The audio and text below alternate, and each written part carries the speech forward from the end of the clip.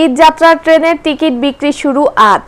আগামী ৭ জুনকে পবিত্র ঈদুল আজহার দিন ধরে আজ ট্রেনের আসনের অগ্রিম টিকিট বিক্রি শুরু করছে বাংলাদেশ রেলওয়ে। ঈদ উপলক্ষে ঘরমুখো মানুষের এই যাত্রা সহজ করতে আজ বিক্রি করা হবে প্রথম দিনের অর্থাৎ ৩১ মে ট্রেনের আসন। যাত্রীদের সুবিধার্থে শতভাগ টিকিট অনলাইনে বিক্রি করা হবে। বুধবার ২১ মে সকাল ৮টায় বাংলাদেশ রেলওয়ের পশ্চিমাঞ্চলে চলাচল করা ট্রেনগুলোর আসনের টিকিট বিক্রি শুরু হবে। আর দুপুর ২টায় পূর্বাঞ্চলে চলাচল করা ট্রেনগুলোর আসনের টিকিট বিক্রি শুরু হবে। এবার শুধু ঢাকা থেকে দেশের বিভিন্ন গন্তব্যে যাওয়া আন্তনগর ট্রেনগুলোর জন্য আসন নির্ধারিত রয়েছে ৩৩,৩১৫টি।